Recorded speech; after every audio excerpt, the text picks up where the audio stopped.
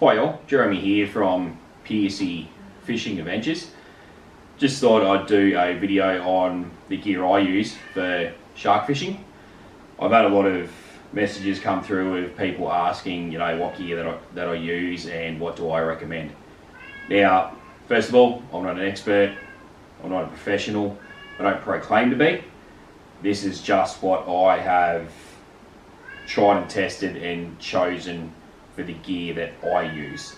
That is cost effective and it's not gonna break the bank.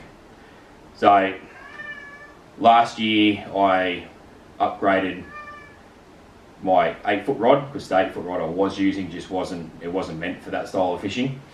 So sorry about the cat, he wants to be in on the video. I bought a new 8-foot rod, 4 to 8 kilo, one piece in, well, it's an ugly stick. You should know by now that all my rods are ugly sticks. I got that one on sale. I think I got it on the, pretty sure I got it on the Christmas sale. Sorry, the rod's a little bit too long for the ceiling.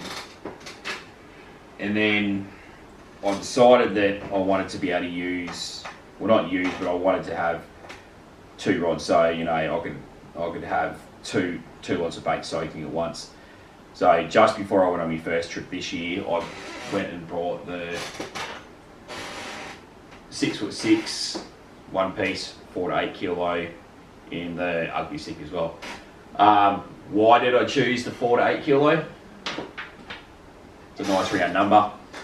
I didn't want to go and buy something that was like a winch where you just crank the living daylights out of the reel and you just winch it in. I wanted to be able to feel the fish fighting and for me to fight the fish to be able to land it. When I caught that first bull shark, the 1.2 metre, I had both those rods paired up with Sienna 4000s, and don't get me wrong, they're a very good reel. I've used them for a number of years now, and I've never had an issue with them. But that was more for like your bread and butter fish and bass, flathead, brim, stuff like that. And I knew straight away from when I hooked that first bull shark that I caught that this just wasn't the reel for it. It did the job. It landed it. It did what it's meant to do, but it just didn't do it well. So then I started looking around for a couple of replacement reels because the 4000s just didn't look right on the 8-foot or the 6'6" because they are a heavier rod. So I was going to go a bait runner, but my whole concept on it is I want this channel to be around cost effective, and the bait runner reels I was looking at were nearly $200 each, and I'm just like, I'm not doing that. And like I'm not the richest guy in the world, so most of my fishing gear, when I do a big purchase or something like that, I put it on open pay or afterpay and pay it off over time. And that's what this channel was about, that I wanted to get it out there that you don't need to spend a buttload of money to be able to enjoy fishing. Shark fishing is a little bit different. There's things that you need that you just can't do without. So for the reels for the new rods, I decided on the Shimano Sedonas.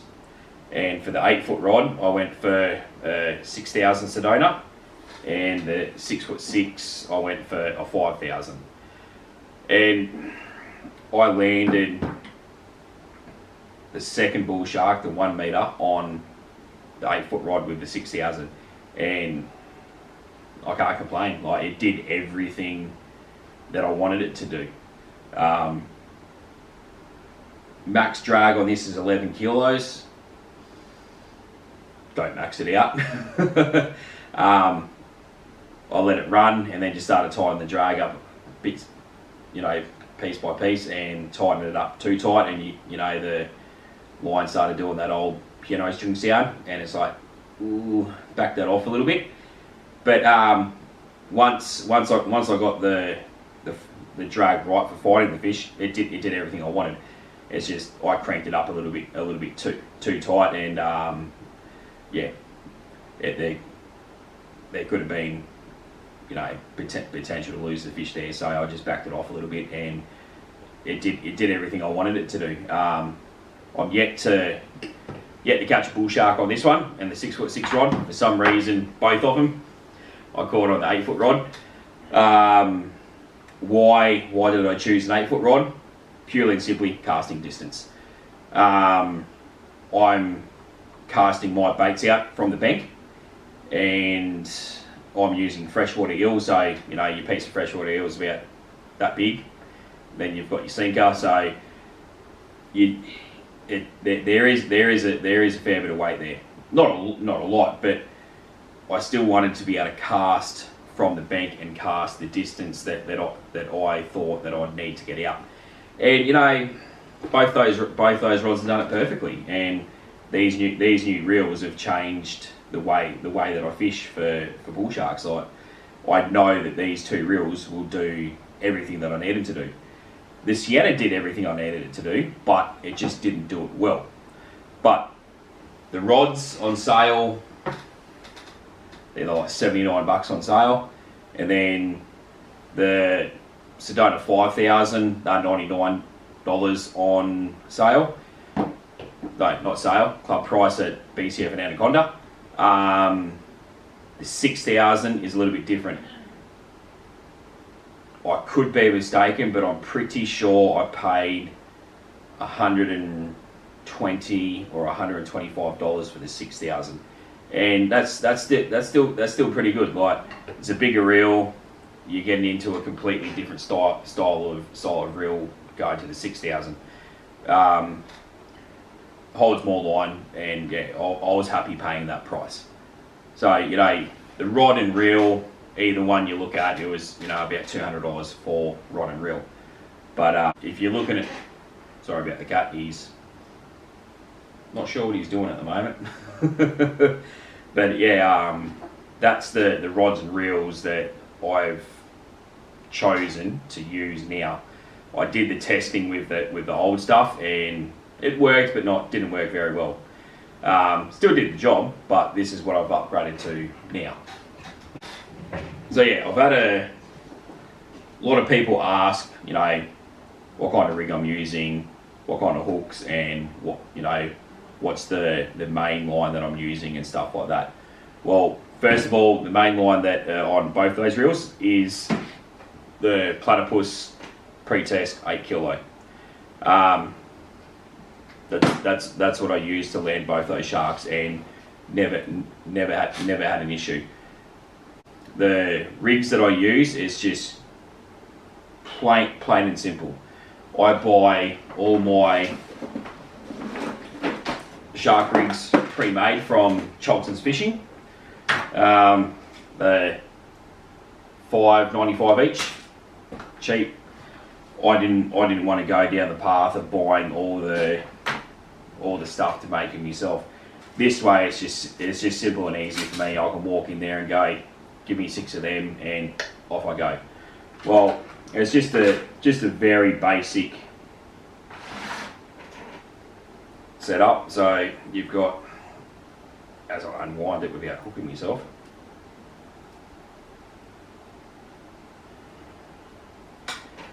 so that's it there. Wire trace, swivel at this end, crimped on the other end. 8.0 Gamakatsu circle hook, crimped again, and you're good to go. And actually, I don't think I'll put that one back in. This is one I've used before. And yeah, there's some toothy marks in it, so I think I'll keep that one out. I won't worry about using that one again. But then the sinkers I use, and this is completely depending on, you know, the tidal flow, how strong it is, and where you're fishing. The old place that I was going to, where I had no success at all I was catching with snags, I was using anywhere from like a size 4 to a size 6 ball sinker, and sometimes bigger, because the tide just used to rip through there. Like, you'd cast it out and it'd be up the other end. Like, that's how hard the tide ran through there. And I was getting sick of getting snags as well. So as I said, I changed up spots this year, and it produced the goods. And there, once I got there, I got the rods out, got out a size 3 ball sinker, and my rig is very, very simple. Put the size 3 ball sinker onto your main line, and then tie your main line straight to the swivel. That's it, done.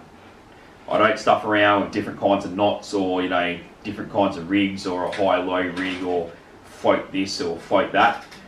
That's the rig I use, and that's the rig I've been using the whole time that I've been trying to catch a bull shark. Well, it works. It's complete foolproof. Like, it's just simple and easy. Oh, I'm knocking stuff off now. It's just simple, and some people might argue the question with me, but this is what I have tried and tested, and it works. Like, the first one I got was 1.2, and the second one was a metre. Like, I'd been chasing it for over 12 months. I would have been happy with a 20 centimetre bull shark, but my first bull shark was 1.2 metres. Like, people fish for them for years, just trying to crack that metre mark, and I cracked it on my first one. I was absolutely ecstatic. But as I said, people have been asking a lot of questions, so I just thought I would run through what I've tried and tested and what I've picked to use. And if you want to go out there and give it a go, that's all you need. So you could get away with the 6'6" and the 5,000. So that's about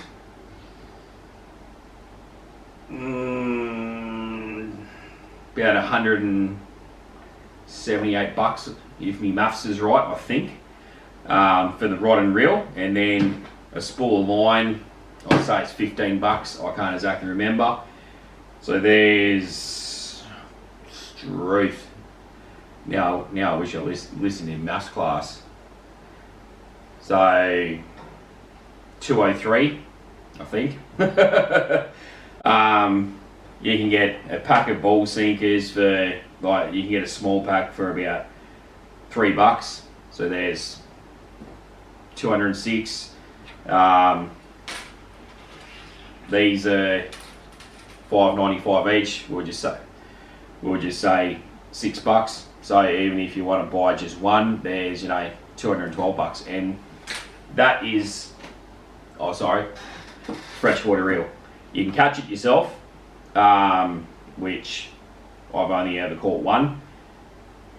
You really need to kind of know where they are, but other than that, you can go to normal, your more independent tackle stores, and most of them will sell it, but they sell it by the kilo. So if you want to go out and give it a go, I'd say $250, and you're clean. You're clean. You can go out and give it a go. But this is just based on what I've used and what I've tested it, and what I've found to work well, and at a cost-effective price. So anyway, hope you enjoyed the video, and if you liked it, click like, and please, if you can, click subscribe and click the little ding bell at the top so you get a notification every time I put a video up. Thanks. See ya.